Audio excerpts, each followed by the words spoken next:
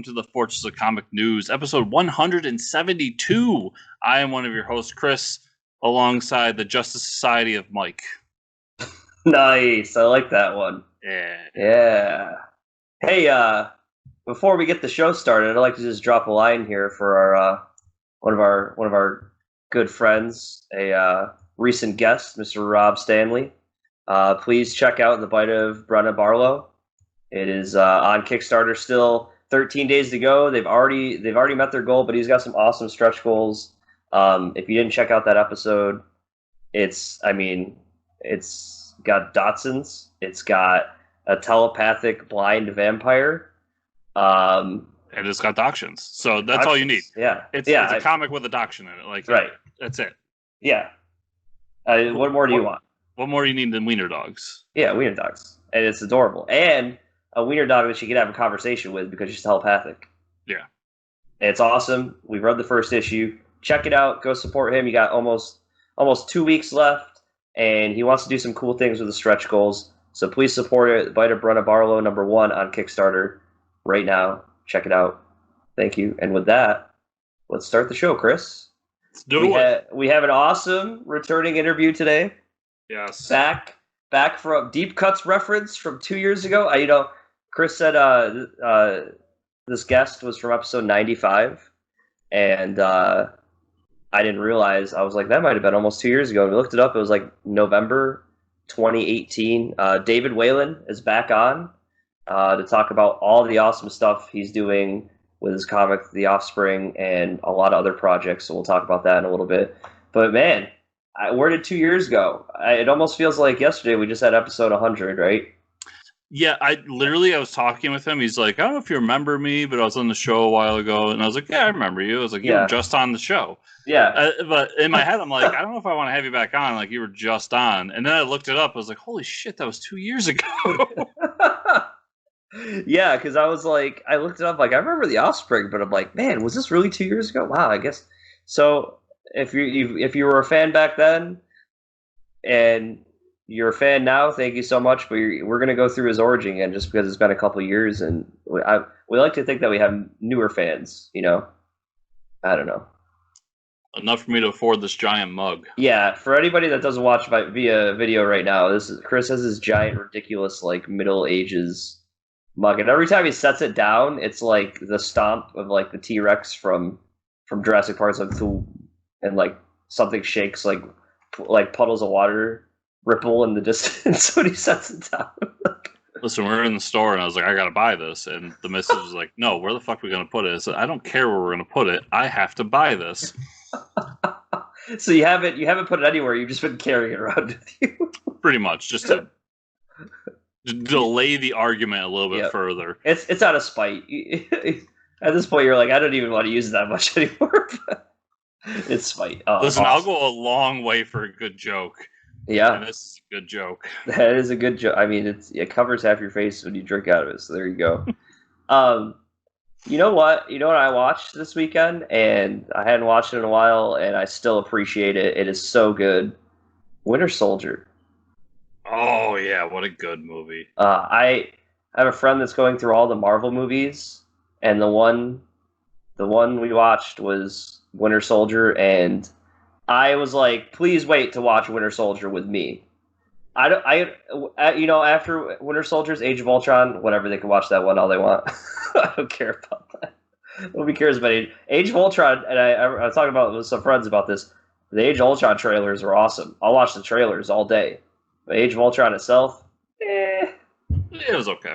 It was okay. But I even forgot, like, I guess I didn't realize how far back Winter Soldier was. But that was like the after credit scene where they first show Quicksilver and Scarlet Witch, and I'm like, man, do you remember that reveal? And you were like, oh my god, it's awesome, right? Like, what a good movie. Yeah, like those. Yeah. I'm sorry, I know a lot of people trash on First Avenger, but that trilogy of Captain America movies is so good, and just for me personally, was so reassuring as a fan of Captain America that, like, everybody's like, oh, this Captain America's awesome, this is cool. It's like, I've been fucking telling you guys for years. Nobody's listening to me. Why is nobody listening to me? No, I'm a fan. I was a fan. Oh, yeah, Winter Soldier, and it's like it follows the Star Wars trend too. Like Winter Soldier is such the Empire Strikes Back, like just that bleak ending. Nobody really want. Yeah, love that movie. Love it. And I appreciate it more now after watching Endgame because of the time travel aspect. And they go back, when he goes back to like the elevator scene, he goes back to the scene like where he's running through the building and stuff like that. And there's the interactions of Winter Soldier with him and Peggy, and that's when you realize, oh, she has like dementia or Alzheimer's, or short-term memory loss, and like it made those moments with Peggy like super bittersweet. And I'm like, wow, a lot of this stuff is like so relevant in Endgame, and that was so far down the line. Like, really makes, it's crazy. It makes Cap's ending in Endgame so much better because I know a lot of like there's people out there that were like, oh, the ending for Cap was stupid. The ending for Cap was perfect. And if you really go back, it's the man sacrificed everything, lost everything, and then at the end he just gets to go back and live it again. Like live it the way he wanted to, not the way he was supposed to. And like it's such a perfect ending for that character. And what you hit the nail on the head with the supposed to, because the thing about the Winter, like you didn't think that the banter between him and Black Widow, the whole movie of like she's trying to set him up on dates, and the whole thing about that, it's like it's not that she's trying to do that. It's like Captain America doesn't want to date anyone. Like, Peggy was his girl, and that there's something about like even at the end of the movie, he's like, I'm just something I'm not ready for yet, and like, and that makes more sense. The weight, there's more weight to it. You know what I mean? It's pretty interesting that like something that small and like that little banter could actually continue on to the end of the oh man, good stuff. Yeah. Anyways, we got some news to get to. We don't want to interrupt this whole awesome interview we have David Whalen later. So let's jump into the TV news. What do you think?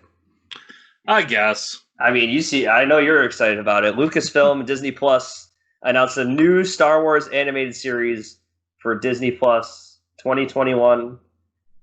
Star Wars Bad Batch is going to follow the elite clone troopers from the first half of the final season of Clone Wars as they find their way through the galaxy following the events of Episode 3.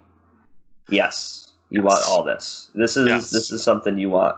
Yes. So anyone that watched that final season, the Bad Batch was like the group of clone troopers. They each had like a specialty. It was almost like I almost want to say not really Dirty Dozen, but it was like your typical war movie where like there's the demolitions expert, there's the sniper, there's the spy, and was a cool group that had cool banter, and now we get to see where they went after the events of not only the final season of Clone Wars, but then Episode 3 with the rise of Darth Vader. And I'm so excited for this. It's the same crew that brought us Clone Wars. And that show was just fantastic. So bring it on. More Star Wars. There's never too much Star Wars. For anyone that says there can be too much Star Wars, you're wrong. You're just wrong. Give me more Star Wars. Yep, there you go. This is pretty cool. I've always been interested in this series, but never really read it or like looked up anything about it. But Netflix has ordered a full season animated series based on the comics for Usagi Yojimbo, and the series will be called Samurai Rabbit: The Usagi Chronicles, because that's what he is Samurai Rabbit. And I mean, he's been around for a long time, so it's pretty cool. I think they're trying to bring him in the mainstream, and I don't think it's a bad thing. I think he's a cool character. The only thing I'm shocked about is that it took this long. I know. Yeah, they've been pumping out those comics forever. Yeah, he's jumped around so many publishers, and there's something like they still make Usagi comics this day. So, I don't maybe check it out, but it's not really up my alley. So we'll see. I mean, it's on Netflix. I can't say no. I mean, it's one of those. Yeah, like one day I'll sit down and watch it, and I'll either love it or hate it, and we'll find out that day. Yep.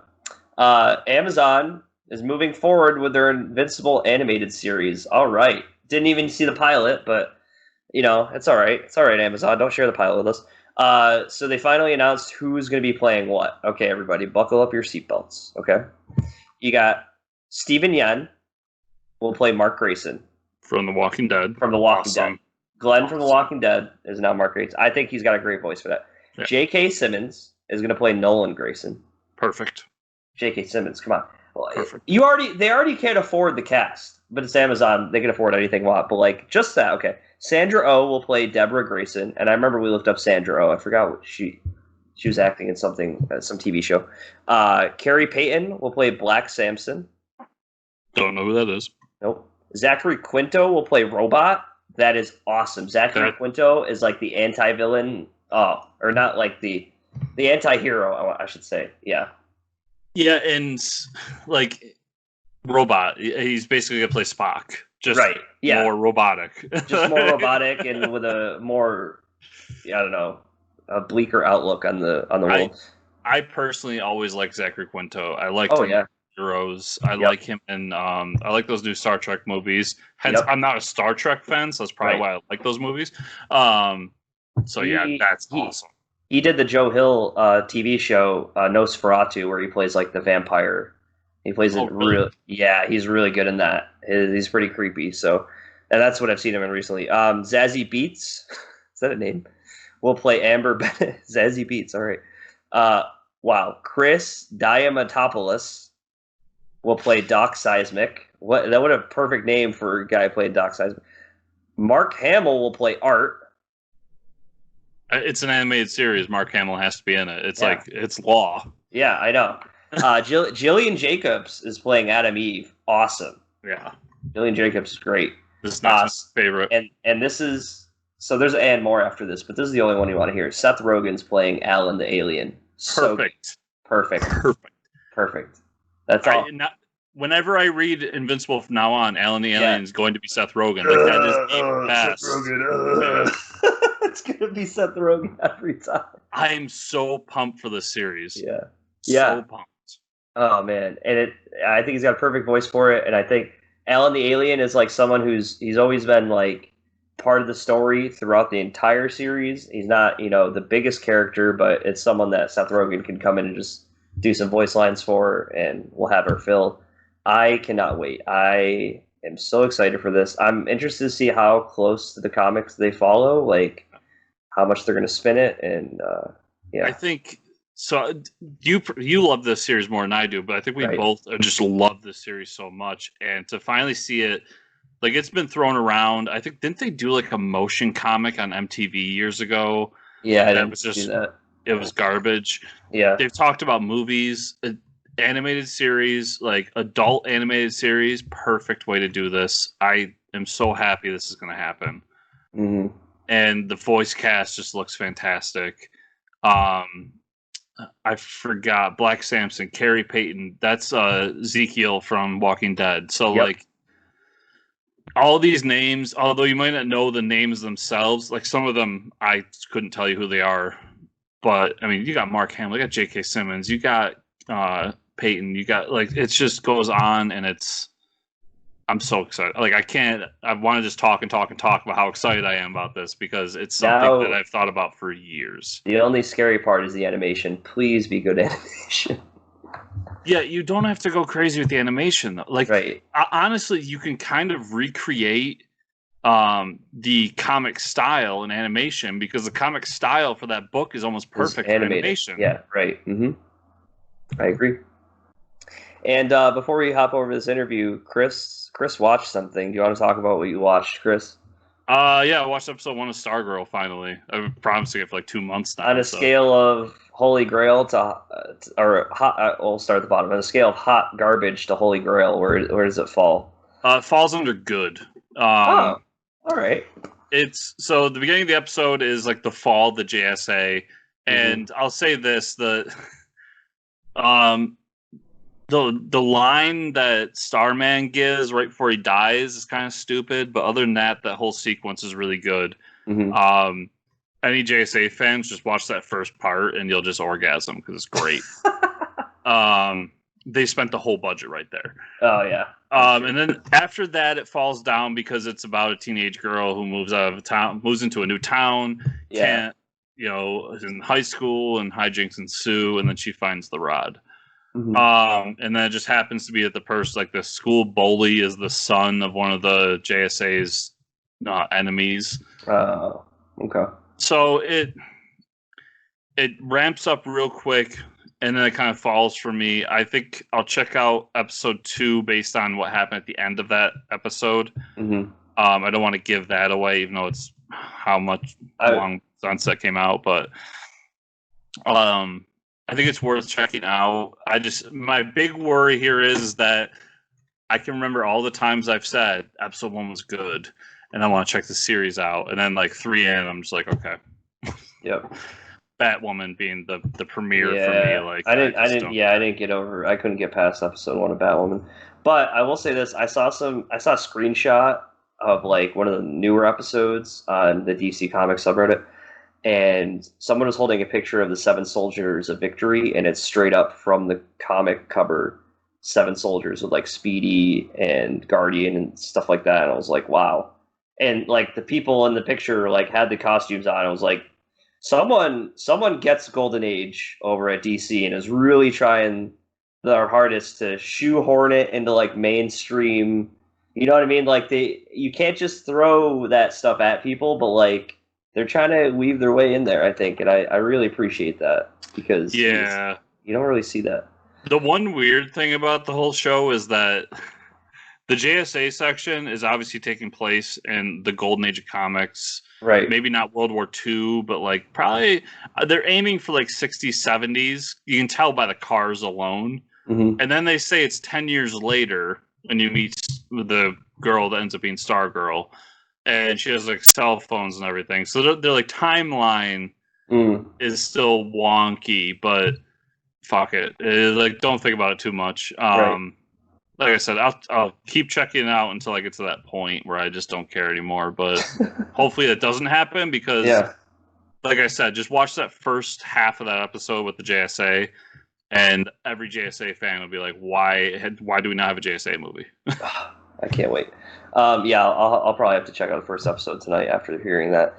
All right, so let's hop over to this awesome interview with David Whalen, and we shall see everybody on the other side. Welcome back, everybody.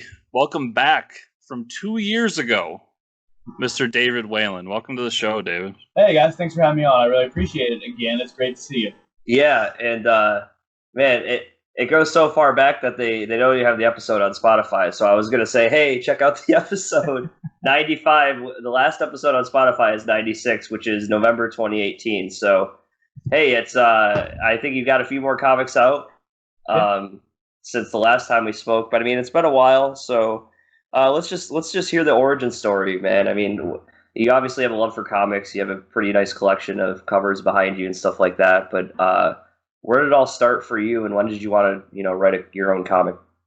Like a lot of people in my position, from a very early age, parents couldn't get me to read CJ and Run, so they threw some comic books in front of me, and lo and behold, I learned how to read. Went from there, started collecting anything from, was a big fan of Archie comics growing up. Archie, Mighty Mouse, that kind of stuff, and then graduated into superheroes probably by the time I was 7 or 8 years old, and it never stopped. Sometimes I got yelled at for spending too much of my my paper route money on comic books. But I'd say you can yell at me all you want. I'm not stopping. Back when you could get a comic book for paper route money, Oh, yeah. I would get I really like the Marvel Age magazine they had out, 25 cents. Yep. I could get 3 or 4 of those every single time. I would drag my grandmother, who was the only one that would take me to them by car. I would drag my grandmother from comic book shop to comic book shop that wasn't in biking range. Yep. And she was the only one that would ever take me. So thanks, Grandma. I really appreciate it. But from then, kind of realized that I could draw. That I was pretty good at it, and just kept drawing and never stopped. I was that kid that got yelled at for drawing on my math homework. Yep. And would constantly get yelled at by my teacher. Stop drawing on your homework and do it. Stop drawing on your work and do it. Then my parents got me a sketchbook and filled it up in about 3 days. And from there, just kept going. Went to school for graphic design. Was a graphic designer for 10 years. Then decided that I wanted to become a teacher. So I went back for my degree to be an art teacher. And right now I'm an elementary art school teacher in upstate New York. I love in between doing that, being able to get out as much content as I possibly can, and I've been doing pretty good. I'm right now. I've been able to work with some people here and there. Very lucky to work with some great people here and there. But really, I'm a one-man band that does all the writing, drawing, lettering, coloring, everything myself. Not the editing. I've got a great editor who double, triple, and checks my bad spelling. But for the most part, I'm a one-man band who tries to just put out fun stories that people like. Some of them are a little bit darker, some of them are a little bit more kid-friendly. But for the most part, and I always kind of tell on the website which one's a little bit more darker, which ones are a little bit more kid-friendly. But really just have a plethora of stories that I'm trying to get out here in the next 20 years. And I'm very lucky to be able to have a family that supports me and locking myself in my den to be able to get all that stuff done as fast as I can. Awesome. And I mean, we want to talk about all your projects here today, but I guess we'll just start at The Offspring. Give us the lowdown on that. Yeah, The Offspring was one of those stories that came to me about, right now it's got to be 20 years ago, where I was reading a whole bunch of superhero comics, and I kind of realized that there was some teenagers in there, Teen Titans and X-Men and all that kind of stuff, but none of them really seemed to have the struggles that my friends that I had growing up. So I wanted to create a team of 20-somethings, 19, 20-somethings, who really had the worst possible life that you could have. Not that mine was the worst possible life, but I saw friends of mine really struggling, really having problems, physical, emotional abuse, that kind of stuff. And I didn't really see anyone really addressing those issues. So what I wanted to do is have these characters, these kids, dealing with not only their physical, emotional problems that they had, but also fighting monsters. Nice. And I thought that was a really good starting off point to be able to have these characters and be able to, as I grew and changed, as we looked through and changed, be able to kind of adjust genres as I go. I'm finishing up issue 13 right now, and it's been very much like a thriller, action, horror, suspense type story. But as we move into what I'm calling season 2 in issue 14, it's going to start to move into a little bit more sci-fi fantasy with time travel aspects, with a little bit more of that sci-fi stuff going on. So it was really a chance of springboard for me to be able to have these characters, baseline characters with so many problems, but so many powers also, to be able to figure out how they got their powers, how their emotional problems affects those powers, and to be able to throw them in different genre-type stories as the story went. Really cool. Cool. So, safe to assume that X-Men was a big influence on all this? That's so funny. I've never really been a huge fan. I've read X-Men. I've read all the key stories. Chris Claremont had a great run, but I can't say that I've ever collected X-Men in the same way that I've collected maybe, say, Superman or Teen Titans or something like that. I was a big DC fan growing up. I liked Spider-Man, liked the Marvel stuff, and I would say that the influence from Marvel is there because these are very real-life struggles that these characters are dealing with, and that was more of a Marvel thing than a DC thing early on. But I would say that that's where maybe the comparison for me kind of stops, to be able to give them even more daunting things to have to deal with emotionally and physically. But for the most part, I would say that I was a DC guy growing up, and I try to not really pigeonhole it into this kind of superhero genre or that. Like I said, I try to make it a broad range. But I would say that just the superhero-esque growing up was a big influence. I never put them in suits. They don't have any superpowers, or they do have code names, but I'd never use them.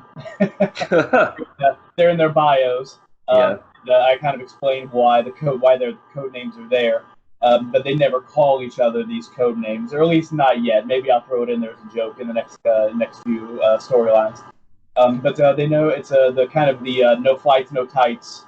But I came over that 20 years before Smallville was even a thing, so I'm going to say they support my idea. Yeah, for sure. Oh, yeah. They owe you a check. That's what I'm hearing.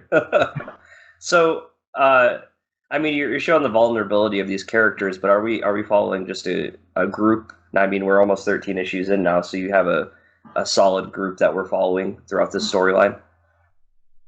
Yeah, it's 3 main characters. There's Sarah, there's Will, and there's Vince, and each of them were abused physically or mentally throughout their childhood, and they met up at about 12 or 13 years old. And I'm starting to get in, like, do a little backpedaling in time, starting to get a little bit about how they met and how they realized that they had these abilities.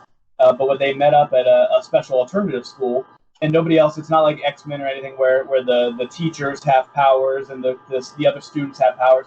These are the only 3 students that we come to find out in this story arc that I'm finishing up now. 4 students that have these special abilities, and how throughout their existence they have always been drawn to each other, no matter what era or time or who they are or where they are. These 4 characters are always drawn to each other. And it's for a special reason that I haven't gotten into yet, that I'm just now touching on in issue 13, but we'll definitely really expand out onto and explain it all as I go into season 2 and issue 14 on. Awesome.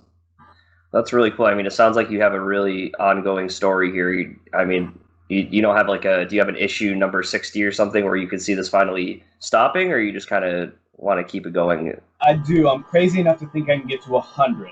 Nice. There you go. Triple digits. Yeah, my plan is to do that, and I have it all planned out. One of the things that I find fun about having it all planned out is from issue 1 to issue 100, you can go back, and I put in little Easter eggs here or there to be able to say, oh, he did have a plan for this 20 issues ago, or, oh, I remember when this character did this, or that thing came up, and it seemed like a random thing at the time, but then 10 issues later, they're like, oh, that's what that was, that little scene in the background, or that little statement about this or that, or in one of issue 2, I believe, one of the characters is reading a newspaper, that has an article that is a storyline that's going to come up, I think it's issue 19.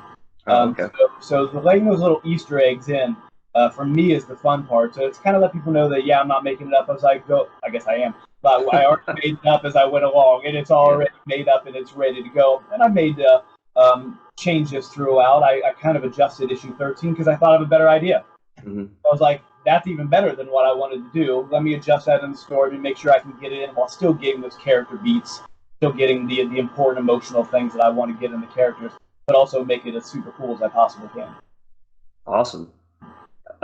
And I mean, you being an artist first, so when you start these story ideas, or do you storyboard it out, or do you write the script first? How do you go about it? I don't write scripts.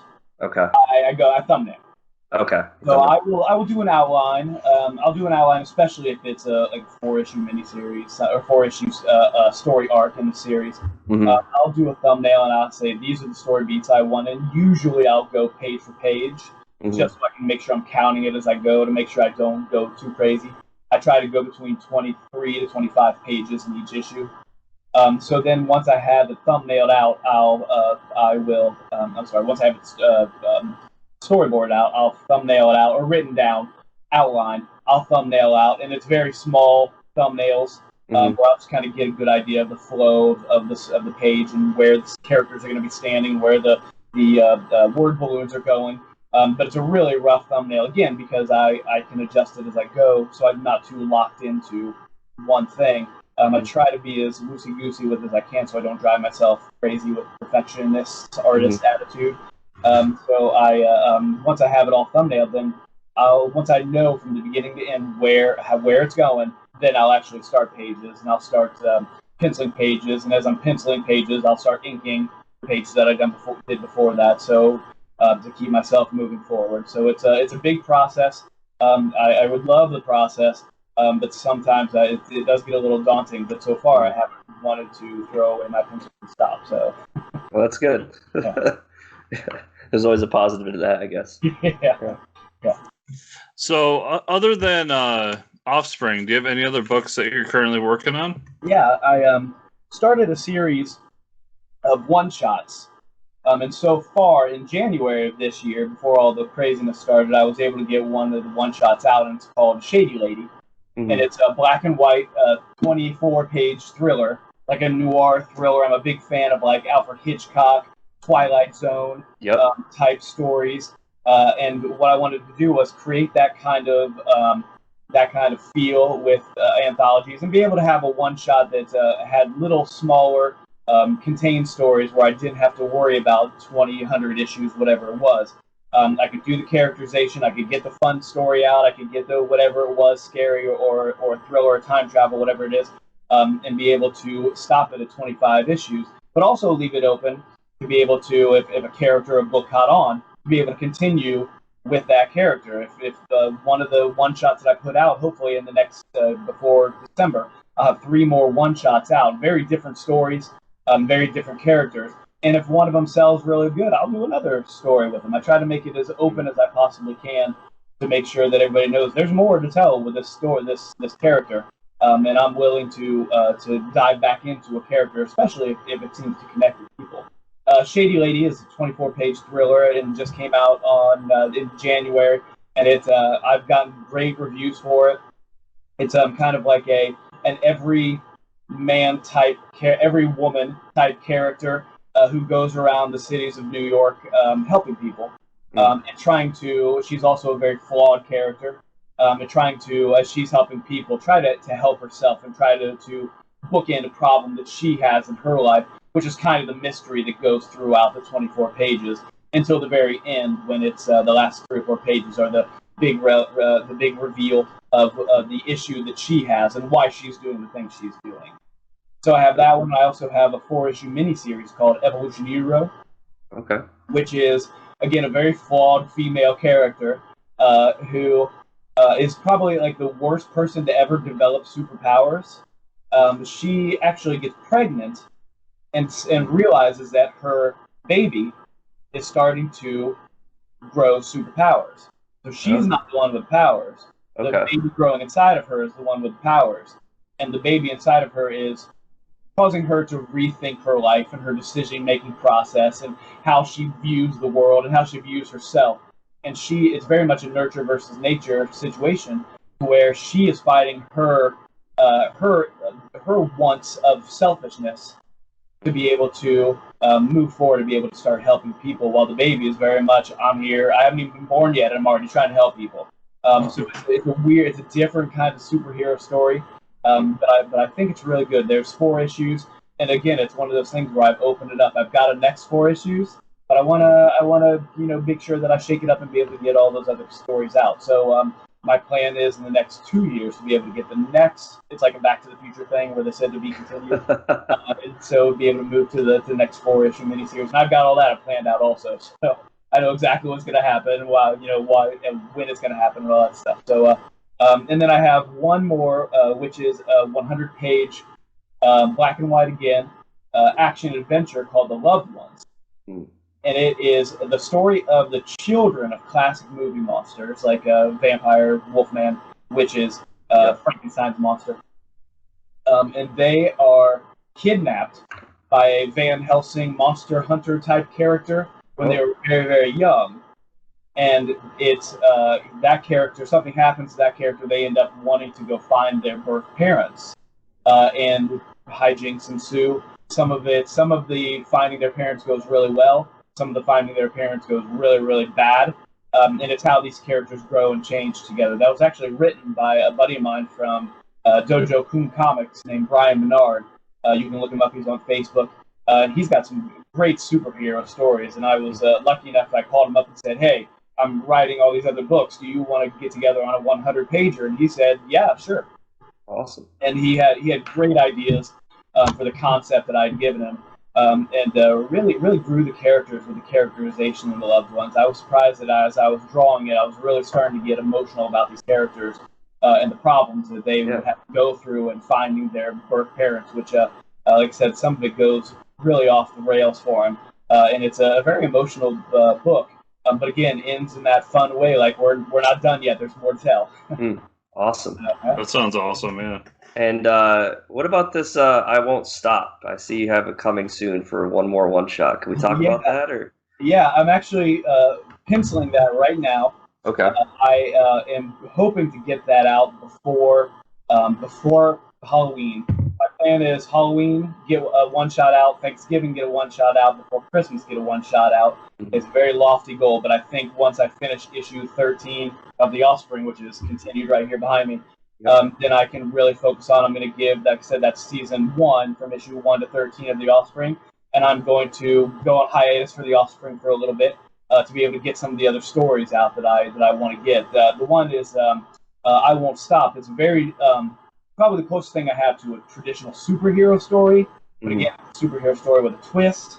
The superhero is a iconic Superman type character named Spiral, and what happens is he goes through an event in his life, similar to Batman, where he says, "I don't want anything to happen to anybody like this that happened to me," but instead of being normal about it and giving himself a chance to be able to stop and be able to rest, he's decided that 24 hours a day, 7 days a week, he's going to make sure that nobody dies, nobody gets injured, nothing happens to people. He is making it his life mission to make sure that everybody is saved from whatever it is that's going on with them. He keeps catching the same suicide jumper over and over and over again, and the suicide jumper goes, I'm just gonna go up there again. You're not fixing my problem. You're just stopping me from doing what I want to do. And he says, every time you jump, I'll be here to catch you. And it's a really, I think, a really emotional story. And the end for me, it's actually one of those stories that I can go back and tell more stories with Spyro if I want to, but it ends in a way that is very, very final. Yeah. But the character will always be there, so I can always do like Indiana Jones it and do a prequel. So I just kind of gave it away, didn't I? Yeah. I shouldn't have. I think that's it's a cool the journey, way. not the destination, right? Right. But that's a cool way to approach a character like that. This really overpowered superhero that can he be everywhere all the time? I mean, that's the one weakness is dealing with I can't save everybody all the time and stuff. I always thought that was like an interesting approach that people didn't explore enough with Superman. Yeah, I think like I said, I think I've put a nice twist on it to make it fun, but also very thought provoking. Of what do I do enough? Yeah, whatever that enough is. Do I do enough? Do people do enough? And I think really that's the bottom line of that story that I wanted to tell. So and then I've got the next one shot coming out. I don't have a name for it yet. I've got a tentative name for it. I'm trying to come up with something a little more catchy. But I like I said, I'm a teacher, elementary school teacher, and one day I was walking around my classroom with my second graders, and my thought was, what if aliens were to attack right now? How would I, as a teacher, handle this situation where I have now 22 second graders to be able to hoard and get them away and safe, and how would that go? So that's the next one shot after I Can't Stop, and that one actually I think is a really good twist ending that can catapult that into just years and years of stories if I want. I'm sure that's not chaotic at all. Trying to round up 22. It's hard enough to get them to pick up their pencils at the same time. I'm sure it'll be fine. Yeah. Awesome. So where can we send everybody? Are all your projects in one spot, or how does it work for you? Yeah, I sell mostly. I've had most success, and sounds really weird talking to a lot of other creators. I've had most of my most success just selling off of Amazon. That's interesting. You can find all of my books and links to my book in my Facebook page at correcthandedcomics.com, and that has also a link to, there's the Shop Now button. That also has a link to my website, correcthandedcomics.com. You can find other inside stuff and other kind of weird stuff on my Twitter account, correct_handed, and The Offspring actually has their own Twitter account also, The Offspring Comic Book 00. So lots of different places to find all the things that I'm doing here, and lots of different ways to be able to connect, especially on my website. I've got a lot of different inside stuff, preview stuff, stuff where I'm kind of just showing the process of what I'm doing and how I'm doing it. And my plan is after issue 13 of The Offspring is done, I want to be able to do a big, I've got trades of Offspring 1 through 4 that's all collected in a trade and on the website ready for sale. And then a trade of 5 through 10 already ready. It's actually 5 through 11. Already traded up and ready to go. What I want to do is once I get issue 13 done, I want to do a big omnibus first season. Issue cool. 1 through 13, and probably put the one shot of Shady Lady in there too, just as like a slide in, a little extra added bonus there. That's cool. So that's my plan for as I'm getting these other one shots completed to be able to get that big 1 through 13 issues of Offspring in one big collector's thing, brand new covers, all that kind of stuff. So got a lot going here. Yeah, there's quite a bit going on.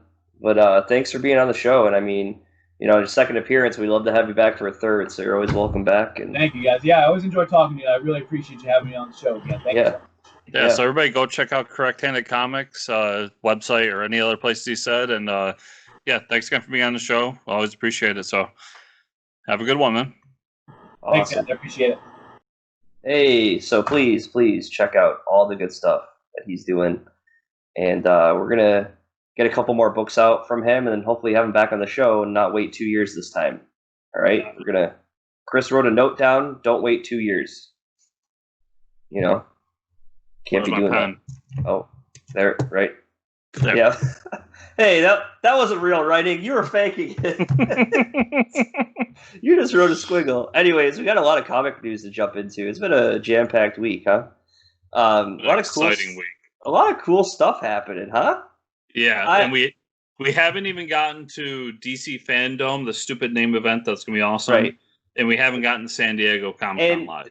Right, but there's so much news that we haven't even talked about the rumors on the internet too. I don't know if you saw the whole Batfleck thing coming to HBO Max, and I mean we won't talk about it here, but there's people online connected to HBO that said Batfleck has signed a contract with HBO, and there's like 1 or 2 people refuting it, but the source keeps coming out and saying I saw him, like he signed a contract, and I'm like, I'm interested to see what they do with that character.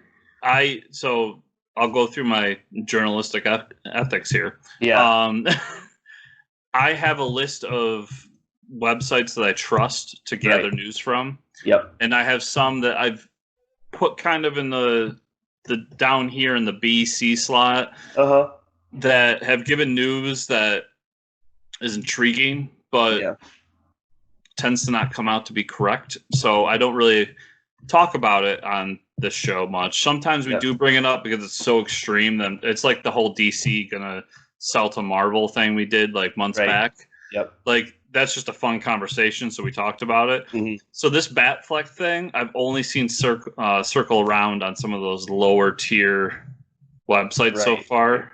Yeah. So that's why I don't put much stock in it. I mean, I wasn't getting too excited. Obviously, I love Batfleck, so I would be cool. It'd be cool to see that, but there's also the conversation about him coming back to reshoots for Snyder Cut, so that could be it too. I mean, there's a lot of talking points there. I mean, he could have signed a contract for anything, honestly, even to use his voice or something. It's like, I'm sure. Yeah. You can't just have Ben Affleck do something for free for you.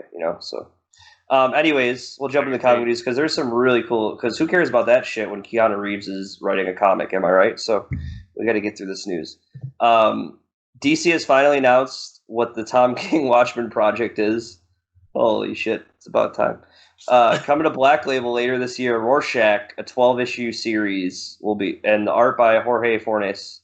Yeah, so 12 issues. I think Tom King's really getting in this niche of single characters, like lone wolf characters. I mean, we saw it with Mr. Miracle. We saw it with who's the Marvel Mr. Vision. Miracle? Vision, or I guess the Marvel Red Tornado. Or he's the Marvel version of Red Tornado, I'd say. But yeah, the Vision. Now we have Adam Strange. Now we're getting Rorschach. I mean, I'm gonna check it out, obviously, but yeah, 100% because it's a Watchmen project. Like as much as I've been burned, I still like come back for those Watchmen projects. And to be honest, like people can shit on them, and I know the Alan Moore fans will, but that before Watchmen event they did, a lot of that was really good. Yeah, some of them were really good. Mm-hmm. So I'm down for this. I'm excited that it's not like, because there was a small part of me that was worried it was gonna be like Watchmen 2, Electric Boogaloo. And I'm just happy that it's like, let's just focus on Rorschach this time. And that now it's a Black Label thing too. Right. Like, that means that other people can go and do things. It doesn't have to be a before Watchmen event. Right. It can just like, get him out of continuity, because he's going to, like, take forever on, like, the 9th, 10th issue, and it's... but yeah, so... At least he's got I'm excited for this. And Jorge Fornes, awesome artist. Yeah, I think it's great. It's going to be great for that book. Yeah. Also coming to DC Black Label, we knew about American Vampire, but there's some cool details coming out about it. Chris is a big fan of American Vampire. I've never read it, but the 9-issue series will be back with the original creative team, and it's set in 1976. It'll be on the comic shelves. First issue, October 20th, so right just before Halloween. Awesome. Yeah, love American Vampire. Everybody should check out American Vampire. It's some of Scott's best work. Yeah, I definitely got to check it out. Snyder, that is, and I'm so excited it's back. Yeah.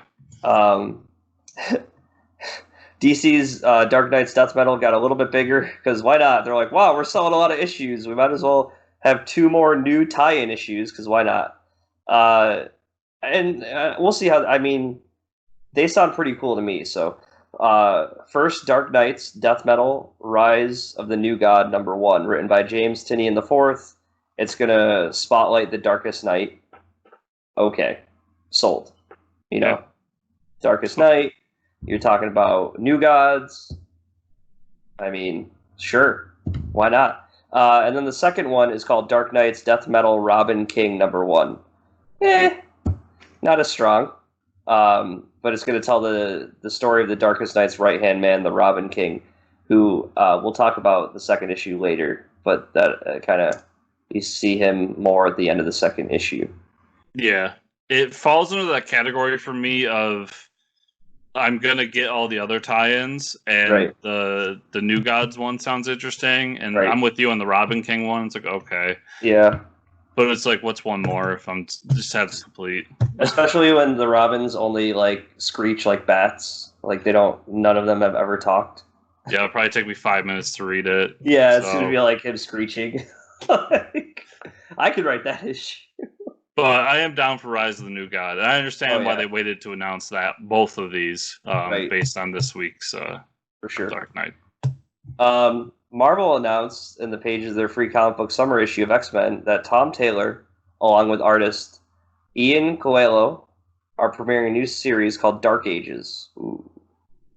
Dun, dun, dun. That's this series is going to be out of continuity, much like DC's at DC Comics. The story will feature characters across the Marvel universe. That's pretty cool.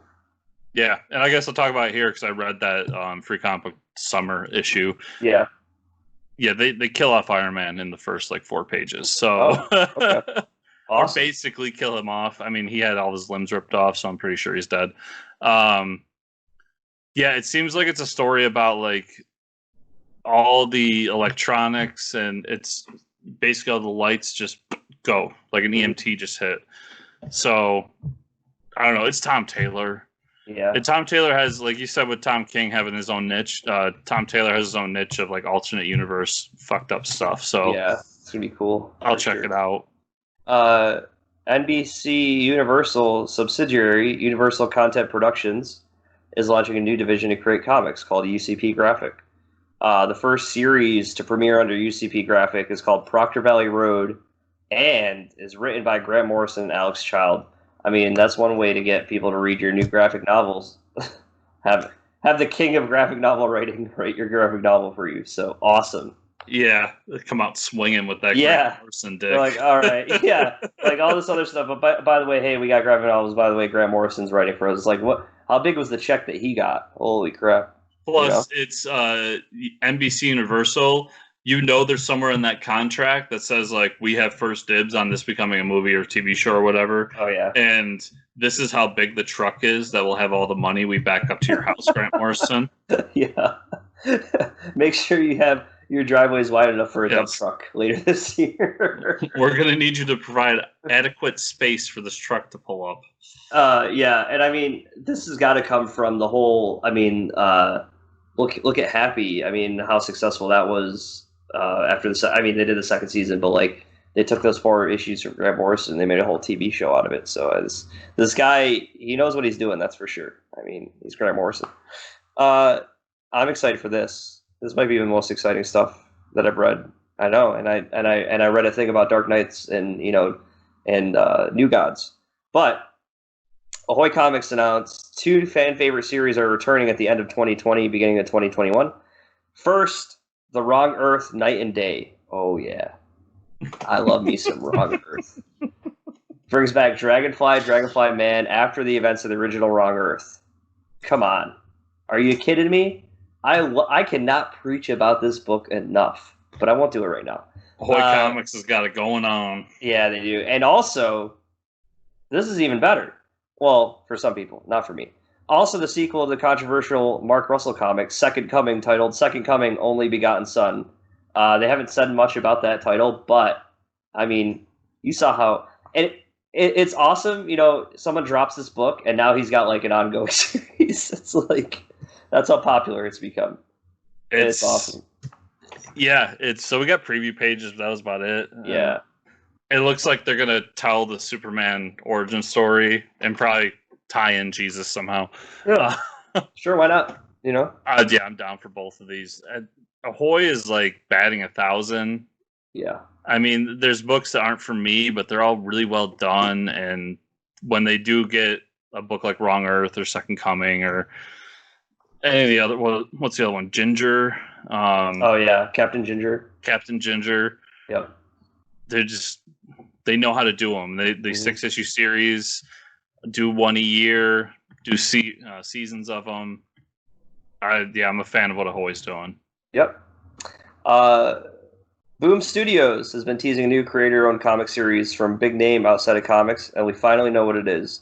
Berserker, spelled capital Brzrkr, because, spelling is hard, as a 12-issue series from writers Keanu Reeves and Matt Kindt. What? Can you believe it? With artist Alessandro Vitti, about a century-old warrior who happens to just look like Keanu Reeves. Interesting, huh? Can't imagine that's done on purpose. Yeah. Who takes on dangerous missions for the U.S. government in exchange for knowledge of his forgotten past. Berserker will be out later this year. Dude, I don't care. It's awesome. He's in movies. He's in comics. He's going to be in Cyberpunk later this year. Like, somebody stop this Keanu guy, So, first of all, kudos to you, Mike, because I never would have gotten Berserker out of that. Oh, okay. I believe that's what they're going for, right? Berserker. I don't know. Now that you say it, it makes sense, but I never would have gotten it. Yeah.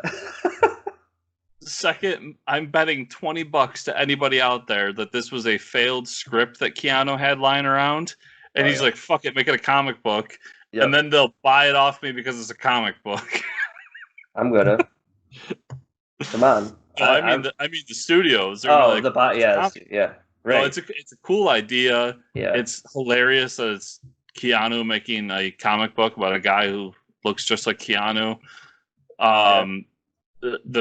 The rest of the team, like Matt Kindt's fantastic. Alessandro Vitti, longtime Marvel artist, awesome artist. I knew you'd be excited for this. I knew about it this week. Yeah, my sister had sent me the Nerdist article about it, and I was like, "Yep, I'm gonna be buying that." I'll be checking it out, but yeah, you're like, I'll check it out. Oh, let's relax. I'm gonna check it out. But it's cool. It's cool that and it's cool to see somebody. I mean, we've seen this before. I mean, Jeff Loeb wrote Commando, so it's not like the first time somebody from films has come over. But Keanu Reeves he's a different caliber coming over to comics. So yeah, it's just interesting to see someone like him. Yeah, we know Nicolas Cage collects comics, but he doesn't count. He doesn't make comics. He doesn't make comics, true. Somebody show me the guy of Keanu's stature that has made a comic. And don't tell me Kevin Smith. I love Kevin Smith, but he's nowhere near that stature. True. And I think it's huge. I hope it brings a big boom to people's attention span to comics. Yeah, for sure. I almost was gonna say Gerard Way, but he had a niche following of people but where Keanu definitely has a huge following of people. Well, Well, Gerard Way was huge. He was huge for a small period of time in a very niche audience. So, and you had like Max Bemis come out from Say Anything to come write a comic for a little bit. But yeah. Anyways, Skybound Books announced that they're going to be milking Walking Dead till the end of time. They're going to be reprinting the entirety of Walking Dead, except this time with color. What? Colorist Dave McCraig, who has worked on titles like Superman Birthright, Northlanders, American Vampire, and more, has been tasked with coloring the series and recoloring all the original covers, which is kind of interesting that they're redoing that. The issues are going to start being released in October. They did that. Do you remember when they colored the very first issue? And I mean, this is like 8 years now ago. Do you remember that? They released the first issue in color? Yes. And it was really cool. So the black and white always... I don't know. I always liked the black and white. So I guess it's going to be interesting to see how this turns out. But I like the black and white. I am taking this kind of like when they... So a friend of mine who's a big Turtles fan, when they reprinted the original Turtles and colored them, his whole thing was, I'll never be able to afford TMNT #1. Right. So to have a complete collection, I will just buy the ones I need to have a complete collection. And then if at some point I can buy those issues, I can just swap them out. That's a good idea. That's what I'm going to do here. Yeah. Like, I started reading Walking Dead into the series. I currently can't afford what is now like $2,000 for issue 1. Yeah. So I will probably get this for the first couple of years to catch up the issues that I'm missing. Right. Just so I have a full long box. But other than that, go for it. Milk it. Fine. Kirkman needs more money. I'm glad he's getting it. And that's not even sarcastic. I'm glad that Kirkman's getting that money. Yeah, I mean, I started collecting at issue 97, where the whole Fear of the Walking Dead, or the Fear story before issue 100 is when I jumped on. You're much later for me, though. Yeah. So I'll probably be buying them for 3 or 4 years, because I think I'm somewhere in the prison is when I started. Okay. So I think it's in the 30s. Yeah, I own issues like 91 through 172. I'm just looking at my database right now, but the only series I really want to complete is Invincible, and I'm almost done doing it before the issues are like ridiculous amounts of money. It's getting kind of crazy. But with that, we should talk about what we read this week. Comics are fun to read. We'll talk about Dark Knight Metal at the end. Dark Knight Metal #2, so we don't spoil it for anybody. Dark Knight Death Metal. Death Metal! Yeah. So Gunland #2, I read. It was the cool comic. It was this is a reprint, remember, of a comic from Japan that I told Chris about, these bounty hunters riding dinosaurs. So the end of the first issue, the bounty hunter, this girl had been shot, this young girl that he had taken under his wing, and she was revived using the powers of like these skulls. So we get more development of the plot of like there's these skulls that these bounty hunters have that certain people have that are powerful, and they have different powers. And the origin of it is like the original inhabitants of the planet were like space vampires, they refer to them as, and these skulls all have like different powers. The story is so crazy, it's awesome. So he has to go back and figure out where these other skulls are. He finds out his brother wasn't actually dead because his skull keeps him immortal, so he's like chilling there with like bullet holes through him.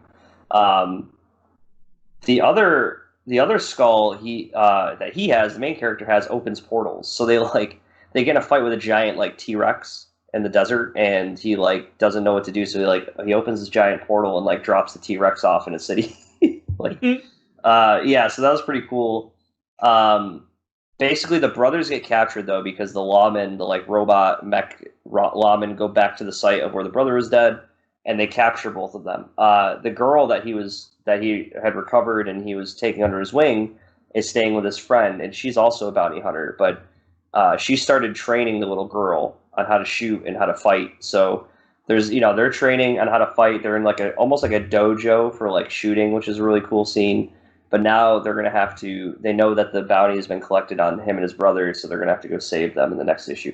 Really cool story. You would really enjoy it. Gunland #2. Strange Adventures #3. It's a pretty easy summary for me. I said, both sides are trying to spin the media in this issue. They have the Justice League that are investigating Strange. Strange is this war hero that saved the Earth, but his wife is trying to almost defame or smear the Justice League's name for investigating them when Doctor Strange is the one that wanted them to be investigated. There's definitely something that's happened. And by the end of the issue, we get the story of in the past where he's Strange is fighting in a gladiator coliseum, and he beats this guy's head in to save his wife. And that's where you see that, okay, this can take a dark twist. He's had to do some things that he probably doesn't want to admit to. And nobody knows what yet. But they're definitely hiding something, and it has to revolve around, what happened to their daughter, right? That's going to be the mystery of the whole thing. But it's interesting to see, Batman fell for the trap of, he couldn't not go and talk to Strange's wife, right? Mm-hmm. Adam Strange's wife, because she's trying to smear the Justice League, blah, blah, blah. So Batman goes and talks to her. Well, there's all these cameras in the bushes now, because they're almost like paparazzi watching these people at all times. So, and you see Batman slip up there almost, he almost was just too. He was almost blinded by them being so ridiculous, them hiding something that he had to go talk to her in person. I think it's a good series so far. I don't know how you feel about it, but I've been enjoying it. I didn't get around to reading issue 3. Oh, okay. So. Yeah, it's more of how they're trying to spin the media. They'll do an interview that's the Strange husband and wife, and try to say, oh, we have nothing to hide, blah blah blah, and then but now the media knows the Justice League is investigating them, so it's there's these. It's interesting. It sounds to me like a twist of PTSD and just the idea of you had to do something wrong. Mm-hmm. To get now, the ends justify the means, kind of. Right. Yeah. That's how it's sounding to me from what you're saying. Mm-hmm. I'm hoping there's a twist to where the daughter is, though. I hope it's not just oh, we had to sacrifice her for the greater good or something. Justice League 49. Long story short, Justice League sucks at ruling a planet. Yep. They said after put that book away, but. I thought it was pretty cool. A lot of things, they go around the planet that they had just saved, and there's still civil war breaking out while they're being attacked by enemies. Enemies are on their way. So they realize, everybody in the Justice League, Wonder Woman's kind of sitting in the background, I told you so. She tells this whole story that's it's definitely an analogy for what's happening to them now of this giantress that had ruled over a village or a society, and how she messed up, and basically it's all coming true, though, that they're at the point now in the story where they've tried to help this society out not using force. They've tried to almost take our world values and kind of put them on those people, when that doesn't work at all, because things are completely different. The Justice League's realizing, oh wow, these people don't even communicate with each other. These people, when they die, they go somewhere else. Light leaves their body and goes to another planet. All these crazy things happen where they're wow, we really suck at doing this whole space thing. Which is interesting because you've never seen that. There's not they get space training to go handle things in space. Justice League's always on Earth, and then they go fight aliens, but who would have thought it would be so diplomatic? But that makes sense. They wouldn't be like Earth when you go to other planets, right? So I think there's a really cool story here that, I don't know, I think it's interesting of how the JL react with each other and how they react to discovering this new planet. But basically it ends with this society wants to overthrow the Justice League now, because you guys are not doing this well at all. So I thought it was a cool issue. Batman Adventures Continue #8. basically, Azrael and Batman find out that the person behind the Penguin hijinks is Freeze, Victor von Freeze, and it's kind of morbid because his like wife is just laying there like dead, like a shriveled up like corpse, and he's trying to use this. I think it's a Shaw they call it, like Azrael's this magical Shaw that like brings people back from the dead. But I mean, she's long gone. Like there's no saving Nora right now, Freeze, and that's kind of how the issue resolves. Azrael almost dies. Batman saves him, and then there's this like conversation at the end. And then they tease the next villain coming as the Joker. So we're gonna get a Joker story next. I really enjoy these Batman the Animated Series stories, and you get to see Azrael, and like you always saw those action figures. You know what I mean? As a kid, like those crazy Azrael action figures, or like I would always love for him to show up more in Batman Animated Series. So it's cool to see like characters like Deathstroke, Azrael. We're gonna get the Joker next. I'm curious to see how they do this Joker story. Quick aside. I didn't realize they were doing this till this week, but a friend of ours bought some of those new McFarlane DC toys, and they did a line for Batman White Knight. Oh. And so they did a Batman, they did an Azrael, and they did Joker in the GCPD outfit, and you can switch his face. Awesome figures. And that Azrael is so cool. I kind of want to go out and buy them. Like, I kind they're of really cool. That's awesome. Quick aside, sorry. Yeah. And then I'm just ready to talk about Dark Knight. So what did you read? Okay. I got Spider-Man number 44. It was kind of a filler issue. Spencer's getting to this like point with Spider-Man where he's trying to get to this big event that he set up with this character. So it was another story with that like Centipede character that we don't know who it is.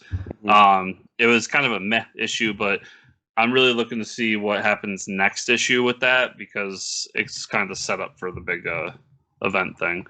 I'll put that at the end. Teen Titans number 43. So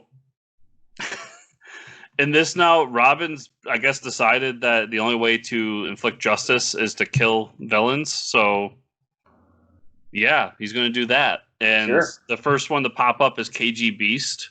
Oh, nice. And the rest of the Teen Titans find out what his plan is and go to stop him. So I really enjoyed Teen Titans. The last writer did like 40 issues, I believe. And it's been really good with this new team and with Damian at the helm. And then now we're on a new writer. It was a good first issue for this new writer. But I'll be interested to see where they take it because I'm not a fan of... I don't like the Damian. Well, he used to be an assassin, so let's have him assassinate people. Right, yeah. But it was cool to see KGB, so I'm not going to lie. Oh, yeah. Venom number 26. This is setting up the Venom Beyond story arc. And a huge issue, actually, because Eddie and his son go to find the Maker because they have unfinished business to attend to. And when they find him, the Maker's kind of standing there going, I don't want to deal with you fucking people anymore. Like, I got my own thing going on now. And we find out what his own thing is he's got a dimensional portal that he's created that can go back to the Ultimates universe. Okay. And he went there and he pulled the Venom symbiote for the Ultimates universe, which anyone that knows Ultimates universe, the Venom symbiote was created in a lab. It's not an alien.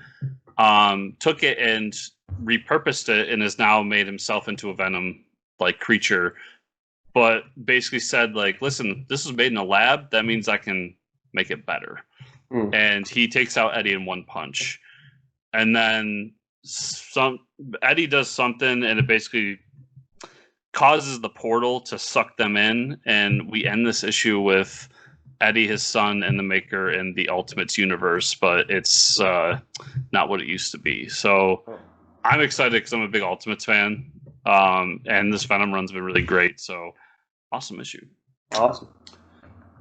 Avengers number 34. It's the second part of that Khonshu story. It's yeah.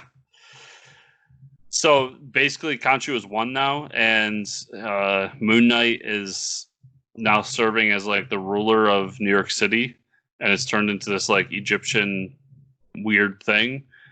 And there's a very awkward sequence where Black Panther's in chains, and they're about ready to ready to whip him with chains.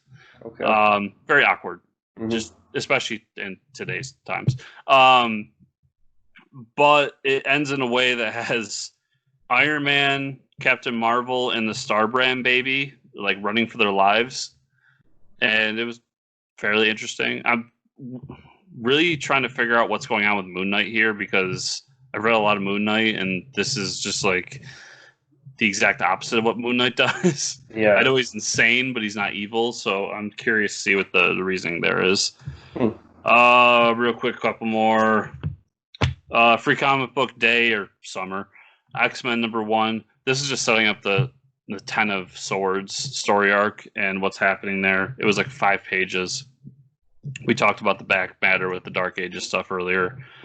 Not much there. If you're interested in that story arc, just check this out. It's free. Guardians of the Galaxy number 4. We kind of find out that Rocket is playing a gambit against somebody that he had robbed from before, and he gets Marvel Boy into the whole thing. Basically, we find out that this corporation has found a way to make energy more efficiently, but we find out that it's not very efficient, because what they're doing is basically repurposing Galactus's method he uses to suck all the energy out of a planet and destroy it. But they can do that very slowly. It's almost like Final Fantasy VII, where they take the Mako out very slowly. And it will slowly destroy the planet as it's gaining energy.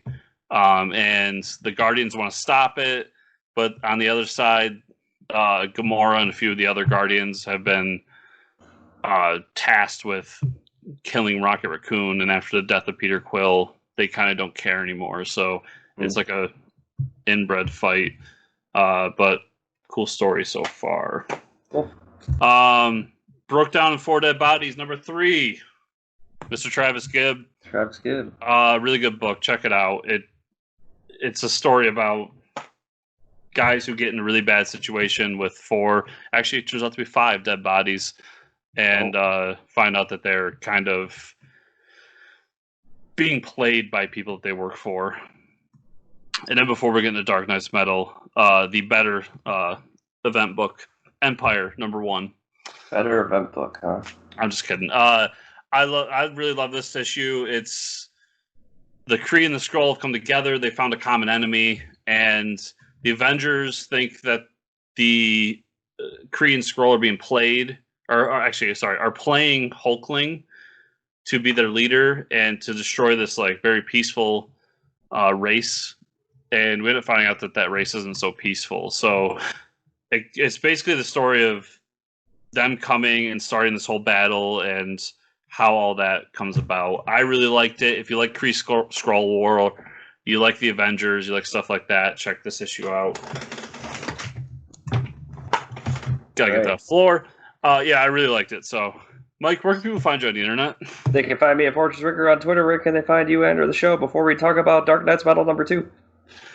Well, they can find me at Fortress Chris on almost any social media platform, or you can go to chrisrunt.com, that's CHRISRUNDT.com. And then, of course, FortressComicNews.com, where everything Mike and I do is right there in that handy-dandy website.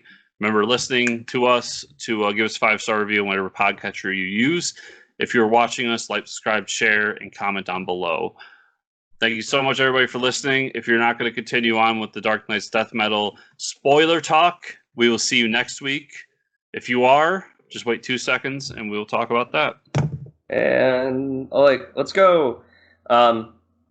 Yeah, so the beginning of the issue, I was actually really excited to see Batum, the evil Bat versus Atom, and he gets run over. So that was my favorite. Yeah, I was actually, wow, this is actually pretty cool, because I love the Atom, and he didn't make it like 2 pages. He gets run over and splattered.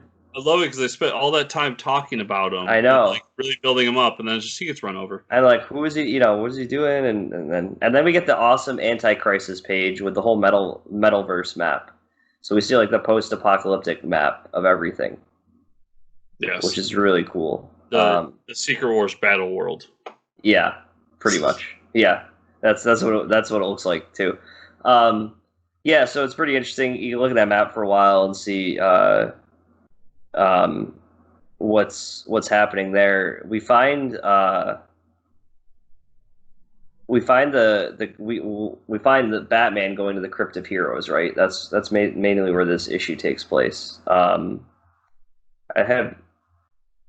Who's guarding the Crypt of Heroes though when they get there?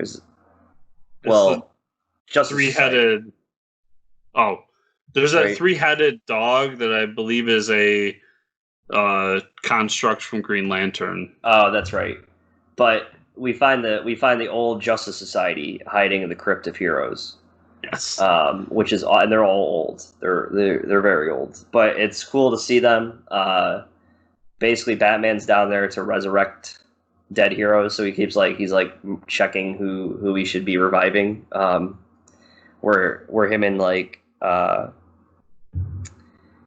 Wonder Woman talk about what the plan should actually be. She doesn't think it's a good plan. She thinks she has a better plan. Her plan is to go to the dark multiverse to get the crisis energy and remake the universe with Wally, the new Wally West with the Dr. Manhattan symbol on his head. Very comic book sciencey. Kind of makes sense, I guess. We'll see how it plays out if they pull it off. But it's some pretty cool stuff happening there. It's cool to see the Justice Society. It's cool to see these fallen heroes that they're maybe going to resurrect. I'm not sure. And we get the three speedsters that are going to be a part of Speed Metal together in this issue too. Yeah, which is kind of cool. Jay Garrick, we get Wally, we get Barry, and Barry's been running around trying to avoid everyone. So he stops for a little bit because he's been constantly on the move to try not to be detected. Yeah, he's been trying to go back into the past to stop these events, and there's not enough Speed Force left. Yep. It was interesting. Yeah. The Batman Who Laughs gets a new body. They take the, I don't know if it's the Dr. Manhattan or if it's the Batman, the Bat Dr. Manhattan. It was a Bruce Wayne that absorbed the energy of Dr. Manhattan. Yeah, so it's from another universe, I guess. Yeah. So this is a different Dr. Manhattan, I guess. And Wally might be our universe. I don't know. I guess we'll find out. But he basically absorbs Dr. Manhattan, and he uses the power for evil. So he becomes a black, by the end of the issue, he's like a shadow. But Perpetua talks to him because we haven't seen Perpetua yet, and she does it as she's taking Earth 30. Everybody knows Earth 30 is Red Sun, Superman. So that's pretty cool to see her. She's like, "Oh, I'm still destroying universes over here. Almost done now." But it almost the Batman Who Laughs wants to rebel against Perpetua. He wants all the power for himself. So there's going to be something going on there. He wants to create, besides what Perpetua is doing, he wants to. He makes a new form for himself, the Batman Who Laughs, and he wants to create 52 dark universes. So I hope he does it because I want to see 52 dark universes. Yeah. That would be awesome.